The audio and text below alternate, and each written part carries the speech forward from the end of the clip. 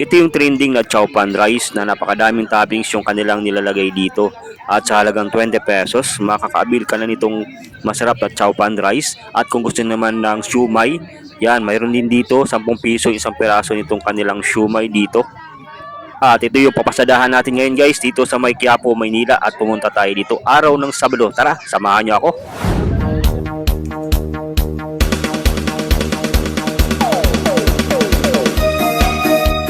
Nandito tayo ngayon guys sa mataong lugar dito sa May Quiapo, Maynila. Ito yung Villalobos Street.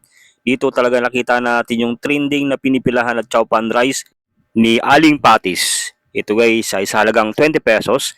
Meron ka na matitikman dito na chow pan rice na napakadaming toppings yung kanilang nilalagay dito. Tatanungin ko lang, ma'am, bakit po kaya madami bumibili dito sa Dragon Fruit?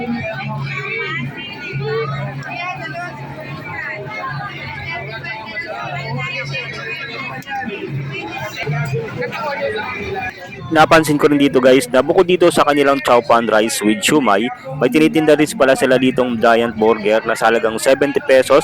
Matitikman mo na itong kanilang giant burger. At itong kanilang trending din guys na dragon fruit juice ni Aling Patis. Available pa rin dito guys. So marami rin dito bumibili sa kanilang shop dito, sa kanilang stall dito sa may Villalobos Street sa may Quiapo, Manila. Tapat lang sila guys nitong Quiapo Church at makikita na natin tong kanilang trending na chow pan rice with shumai. At dito guys, napakadaming condiments guys yung inyong may lalagay dito. Unlimited din to. So mamimili ka na lang ng mga condiments na ilalagay ninyo dito sa kanilang chow pan rice. Marami rin ang available dito na flavors ng kanilang shumai guys. Mamimili ka na lang din. Samahan na rin ditong kanilang chow pan rice at itong kanilang napakadaming condiments na unlimited. So nilagyan natin dito ng garlic and then nilagyan natin din dito ng kalamansi guys para umasim yung lasa nitong ating titikman na shumai. Yan o, napakadaming nilagay ko dito ng mga ano guys kalamansi at sinamahan din natin ditong sili para medyo manganghang-anghang yung ating matitikman na shumai. Yan o. At kung gusto naman guys, lagyan na rin ng toyo, ay mayroon din dito. Napakadaming toyo yung kanilang available dito. At kung gusto nyo itong puntahan guys, sa dapat lang sila mismo nitong Quiapo Church.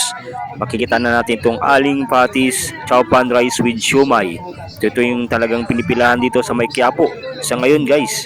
At kung gusto naman guys pumunta rito, araw-araw sila bukas hanggang gabi po yan. Available sila dito guys na nag-serve sa mga pupunta dito guys. So sulit na sulit guys na atin na-discover na naman na bilihan ng pagkain dito, street food dito sa may Quiapo.